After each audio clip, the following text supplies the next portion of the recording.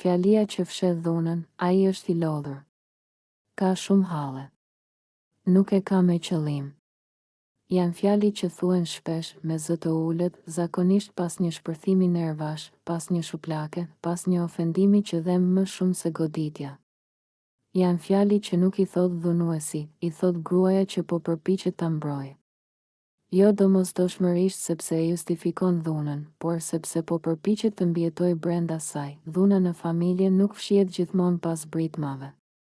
Shpesh fshihet pas heshtjes, pas arsyetimeve, pas një buzëqeshjeje të rreme përpara të tjerëve. Gruaja që thot është I lodhur nuk po flet për lodhje fizike, ajo po kërkon një arsye që ta bëjë dhunën më të durueshme. Më pak të frikshme, më pak reale, shoqëria e shen nga jashtë dhe pyet, pse e mbron? Por askush nuk pyet, nga çfarë po mbron veten ajo. Në shumë raste, kjo fjali është mburoj. Një mburoj kundër turpit, kundër frikës, kundër pyetjeve që dhembin më shumë se e vërteta. Të pranosh se je viktim dhune do të thotë të pranosh se diçka në jetën tënde ka dështuar, dhe kjo, për shumë gra, është më e rëndë se vetë dhuna, ai nuk është gjithmonë kështu. Kur është I qetë, është I mirë. Këtë herë e teprova unë. Kështu nis rrëshitja. Dhuna relativizohet, minimizohet, zhvishet nga pesha e saj reale. Gruaja fillon ta shoh ngjarjen jo si krim, por si incident. Jo si dhunë, por si moment nervash. Dhe kur dhuna merr emër tjetër, bëhet më e lehtë për t'u pranuar. Kjo është pika ku dhuna fiton terren. Jo sepse gruaja është e dobët, por sepse është e vetme. Sepse askush nuk e ka mësuar se lodhja, hallet, stresi nuk janë kurrë justifikim për dhunë. Sepse për vite me radhë është thënë se gruaja duhet të durojë, të kuptojë, të falë. Dhuna nuk fillon me grusht, dhuna rrallëherë shfaqet menjëherë me goditje. Ajo nuk troket me grusht në derë që ditën e parë. Vjen ngadalë, e heshtur, e maskuar si kujdes, si xhelozi, si dashuri e madhe. Dhe pikërisht për këtë arsye është kaq e rrezikshme. Në fillim janë fjalët, ku ishe? Pse u veshe kështu? Nuk më pëlqen shoqëria jote. Gruaja nuk e quan dhunë. I duket normale.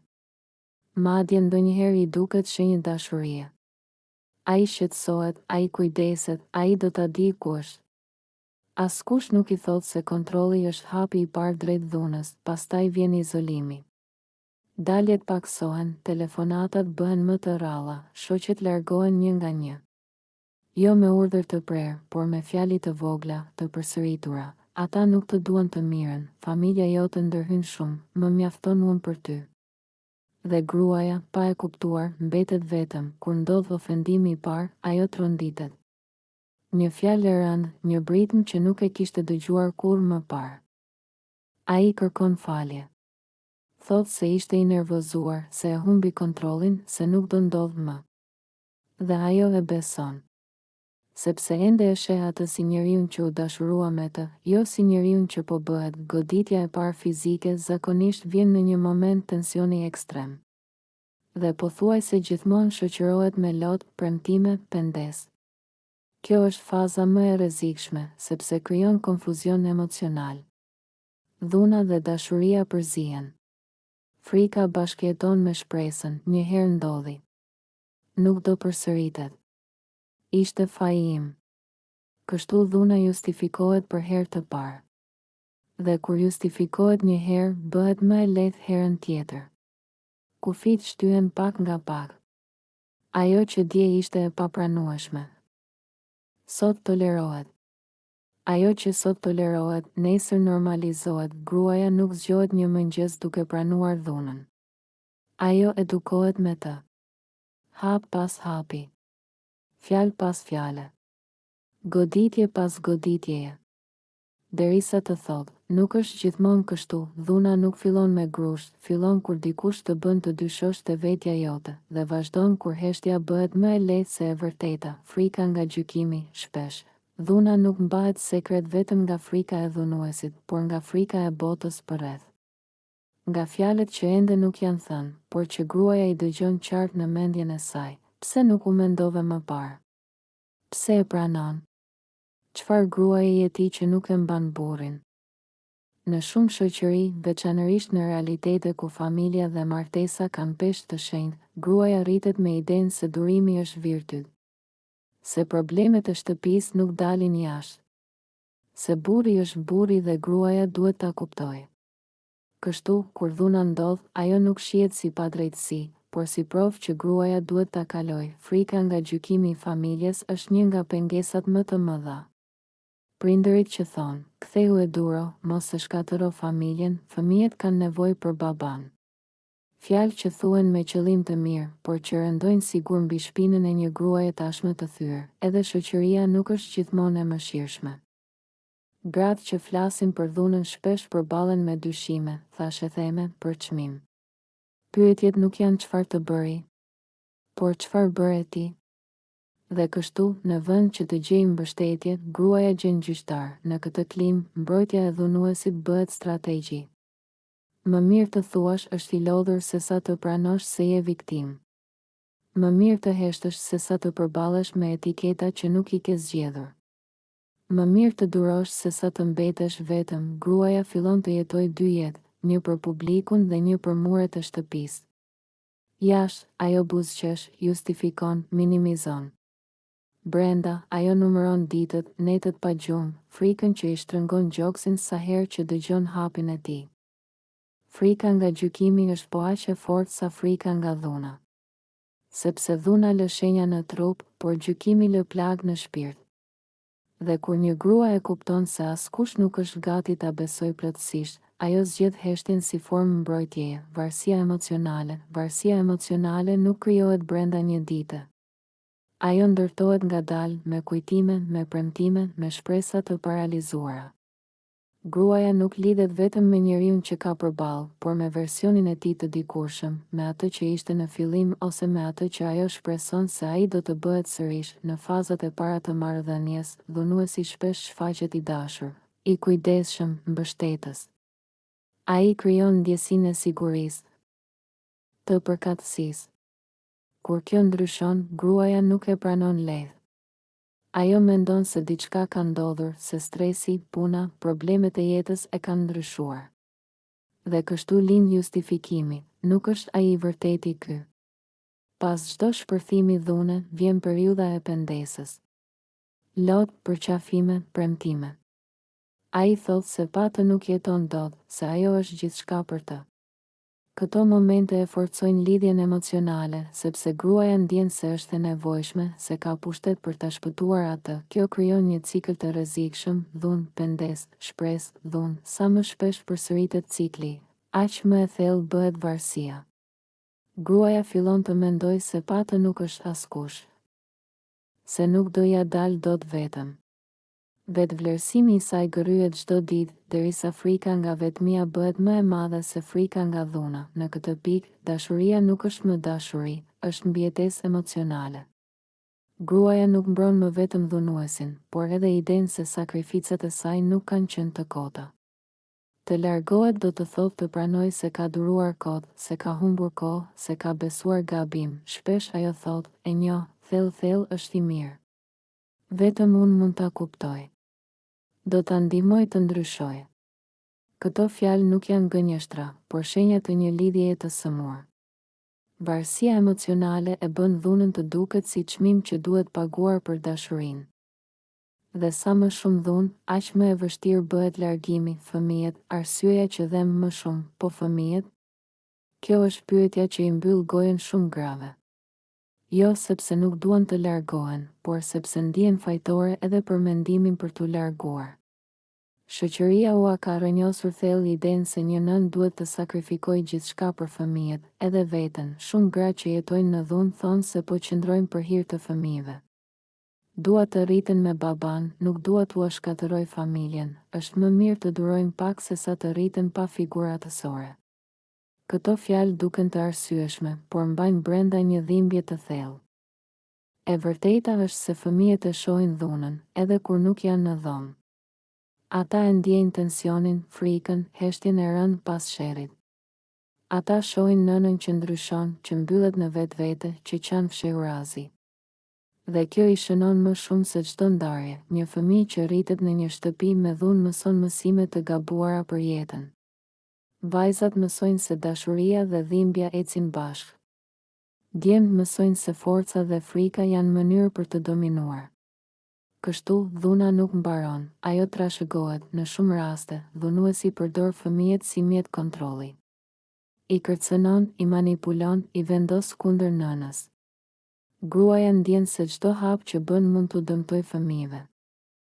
Dhe kështu, ajo hesht edhe më fort, por ajo që pak thuhet është kjo: një nënë e frikësuar, e poshtëruar, e dhunuar nuk mund të jetë kurrë plotësisht e pranishme për fëmijët e saj. Jo sepse nuk i do, por sepse po lufton çdo ditë për të mbijetuar emocionalisht. Shumë gra e kuptojnë këtë vetëm kur fëmijët fillojnë të ndryshojnë, bëhen të mbyllur, agresiv, të frikësuar. Kur fëmia pyet: "Mami, pse babi të bërtet?" Aty justifikimet fillojnë të bien, por frika mbetet. Fëmijët nuk kanë nevojë për një familje perfekte. Ata kanë nevojë për siguri, qetësi dhe dashuri pa dhunë. Dhe ndonjëherë, largimi i nënës nga një marrëdhënie e dhunshme nuk është shkatërim i familjes, por akt shpëtimi. Manipulimi i dhunuesit. Dhuna nuk mbahet gjallë vetëm me frikë fizike. Ajo mbahet gjallë me manipulim psikologjik. Dhunuesi rrallë shfaqet si përbindësh gjatë gjithë kohës. Përkundrazi, ai shpesh di të flasë bukur, të qaj, të kthehet në viktimë. Dhe pikërisht këtu fillon loja më e rrezikshme. Pas çdo shpërthimi dhune, ai nuk thot thjesht "më fal". Ai thot: "Ti më çove në këtë pikë. Po të mos më flisje ashtu, nuk do ndodhte. E di sa halle kam?" Këto fjali nuk janë rastësore. Ato janë të menduara për të zhvendosur fajin. Gruaja fillon të analizojë çdo fjalë, çdo gjest të saj. Fillon të ecë mbi gjemba, të ruhet, të hesht, vetëm që të mos e nervozoj. Dhe pa e kuptuar, ajo merr mbi vete përgjegjësinë për dhunën që po i bëhet. Një nga format më të rënda të manipulimit quhet gaslighting. Dhunuesi mohon realitetin e saj, nuk të godita, po e egzageron. Je shumë e ndjeshme. Gjithmonë bën drama. Me kalimin e kohës, gruaja fillon të dyshojë në kujtesën dhe ndjenjat e veta. Ajo pyet veten: "Mos jam unë problemi? Mos po e bëj më të madhe se ç'është?" Kjo e çarmatos psikologjikisht dhe e bën edhe më të varur. Dhunuesi shpesh izolon viktimën nga të tjerët, duke i mbushur mendjen se askush nuk e kupton, se askush nuk e do si ai. "Pa mua, ti je asgjë." Kjo fjali nuk thuhet gjithmonë me zë të lartë, por përsëritet në forma të ndryshme, derisa bëhet bindje e brendshme. Në këtë gjendje, mbrojtja e dhunuesit nuk është zgjedhje e lirë. Është rezultat i një truri të lodhur nga frika dhe konfuzioni. Gruaja mbron atë që e lëndon sepse beson se patë do të jetë edhe më keq. Manipulimi e kthen dhunën në një realitet të shtrembëruar, ku e mira dhe e keqja ngatërohen. Dhe sa më gjatë që zgjat, aq më e vështirë bëhet të dallosh të vërtetën. Heshtja institucionale. Kur një grua më në fund gjen guximin të flas, ajo nuk po kërkon mrekulli, po kërkon të dëgjohet. Por shumë herë, përballja e parë me institucionet është një zhgënjim i thellë. Dhe ky zhgënjim e shtyn sërish drejt heshtjes, është çështje familjare. Pajtohuni, mos e çoni më tej. Nuk ka prova. Këto fjali, të thëna nga autoritetet që duhet të mbrojnë, e bëjnë gruan të ndihet edhe më e pambrojtur se më parë. Ajo kupton se jo vetëm dhunuesi, por edhe sistemi, po e minimizon dhimbjen e saj. Shpesh, proceset janë të gjata, të lodhshme, të ftohta. Gruaja duhet të tregojë dhunën e saj disa herë, para njerëzve të ndryshëm, duke e rjetuar traumën çdo herë. Ndërkohë, dhunuesi kthehet në shtëpi, i lirë, ndonjëherë edhe më i zemëruar. Frika rritet. Kur institucionet nuk reagojnë shpejt dhe me vendosmëri, mesazhi është i qartë: je vetëm. Dhe një grua që ndihet vetëm, shpesh zgjedh rrugën që i duket më pak e rrezikshme, kthimin te dhunuesi. Edhe familja dhe rrethi shoqëror bëhen pjesë e kësaj heshtjeje. Mos u përziej me policinë, do ta rregullojmë brenda familjes. Por brenda familjes zakonisht do të thot brenda 4 mureve ku dhuna vazhdon. Kjo heshtje institucionale është një formë tjetër dhune. Ajo I heq gruas besimin se drejtësia ekziston për të. Dhe pa besim nuk ka guxim për të vazhduar betejën. Shumë gra, pas përpjekjeve të dështuara për ndihmë, fillojnë të mendojnë se ndoshta e meritojnë atë që po ndodh. Ky është efekti më shkatërues I neglizhencës, e bën viktimën të ndihet fajtore për dhunën që po përjeton. Turpi dhe faji. Turpi është një nga armët më të heshtura të dhunës. Ai nuk duket, nuk dëgjohet, por peshon rënd mbi shpatullat e gruas çdo ditë. Ndryshe nga frika që vjen nga jashtë, turpi lind brenda dhe rritet me çdo justifikim që ajo bën për dhunuesin. Shumë gra ndihen të turpëruara jo për atë që u është bërë, por për faktin që u është bërë atyre. Shoqëria u ka mësuar se një grua e fortë mban familjen, duron, nuk ankohet. Kur dhuna ndodh, ajo shihet si dështim personal, jo si krim, si nuk e kuptova më herët. Si e lejova? Çfarë do mendojnë për mua? Këto pyetje e mbajnë gruan të mbyllur në heshtje. Ajo ndjen faj që nuk u largua herën e parë. Faj që e fali, faj që ende e do, faj që mendon të largohet. Ky faj I shumë fisht e paralizon, shpesh turpi I përforcohet nga reagimet e të tjerëve. Një vështrim, një koment I nënkuptuar, një këshill e ftohtë, duhet ta mendoje më parë. Këto fjalë e bëjnë dhunën edhe më të rëndë, sepse e kthejnë viktimën në të akuzuar. Në këtë gjendje, gruaja fillon të fshehë shenjat. Jo vetëm shenjat në trup, por edhe ato në shpirt. Ajo buzëqesh kur I dhem, qesh kur ka frikë, justifikon kur po shtërohet. Turpi e mëson të mbaj mask, faji gjithashtu e bën të besoj se ndoshta dhunuesi ka të drejtë. Se ajo nuk është mjaftueshëm e mirë, e duruar. E qetë. Kështu, dhuna nuk shihet më si padrejtësi, por si ndëshkim, por e vërteta është kjo, asnjë grua nuk e meriton dhunën. Turpi nuk I përket viktimës, por dhunuesit. Dhe faji nuk është I asaj që duron, por I atij që godet. Kur mbrojtja fillon të thyet, vjen një moment kur justifikimet nuk mbajnë më. Kur fjalia është I lodhur tingëllon bosh. Kur pendesat nuk bindin. Kur dhuna nuk është më episod, por rrezik I përditshëm. Ky moment nuk vjen njësoj për të gjitha gratë, por gjithmonë vjen pas shumë durimi, shumë heshtjeje dhe shumë frike. Për disa, pika e thyrjes është një goditje më e fortë se herët e tjera. Për të tjera, është një kërcënim serioz. Për shumë, janë fëmijët. Një shikim I frikësuar, një fjalë e thjeshtë, mami, kam frikë. Aty diçka ndryshon përgjithmonë, gruaja fillon të shohë qartë atë që për vite e kishte mjegulluar. Kupton se dhuna nuk është moment nervash, por model sjelljeje. Se premtimet nuk janë plane për ndryshim, por mënyra për ta mbajtur aty. Dhe se dashuria nuk duhet të dhemë, kjo zgjim nuk është I qetë. Është I dhimbshëm. Sepse bashkë me të vjen edhe prishja e një iluzioni, se ai do ndryshoj, se durimi do shpërblehet, se familja mund të shpëtohet me sakrifisë. Të pranosh të vërtetën do të thotë të pranosh humbje. Në këtë fazë, gruaja shpesh ndjen frikë më të madhe se kurrë. Sepse dhunuesi e ndjen kur po humbet kontrollin. Kjo është periudha më e rrezikshme. Presioni shtohet, manipulimi intensifikohet, kërcënimet bëhen më të drejtë për drejta. Megjithatë, për herë të parë, gruaja fillon të mendojë për veten jo si fajtor, por si njeri që meriton të jetojë pa dhunë. Ajo mund të mos largohet menjëherë, por mendimi ka lindur. Dhe ky mendim është fillimi I ndryshimit, mbrojtja e dhunuesit fillon të qahet. Jo sepse ajo nuk ka më frikë, por sepse frika nga vazhdimi bëhet më e madhe se frika nga largimi. Heshtja nuk duket më zgjidhje, por burg, nga heshtja të zëri, të flasësh është akt guximi. Sidomos kur ke kaluar vite duke justifikuar dhunën. Duke mbrojtur njeriun që të ka lënduar, duke bindur veten se gjithçka është kalimtare. Kalimi nga heshtja të zëri nuk ndodh brenda një nate. Është proces I ngadalshëm, I dhimbshëm, por jetik. Gratë që mbrojnë dhunuesin nuk janë të dobta. Ato janë gratë që kanë mbijetuar në kushte ku dashuria është përzierë me frikën, ku durimi është ngatëruar me forcën, ku heshtja është parë si zgjidhje.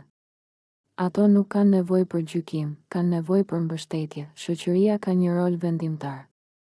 Çdo herë që pyesim pse nuk u largua, forcojmë heshtjen. Pyetja e vërtetë duhet të jetë, pse u dhunua? Përgjigjja nuk është te gruaja, por te dhunuesi dhe te sistemi që e toleron.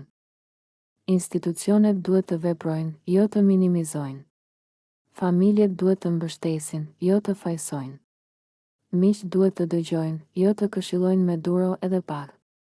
Sepse çdo pak mund të jetë fatal, fjalia është i lodhur, kahale nuk duhet të përdoret më kurrë si justifikim për dhunën. Lodhja nuk godet. Hallet nuk poshtërojnë. Dhuna është zgjedhje dhe përgjegjësia bie vetëm mbi atë që e ushtron. Kur një grua flet, ajo nuk shkatëron familjen. Ajo shkatëron dhunën. Ajo nuk turpëron askën, ajo kërkon dinitet. Dhe çdo zë që ngrihet hap rrugë për një tjetër. Ky është fundi i një historie të dhimbshme, por edhe fillimi i një tjetër.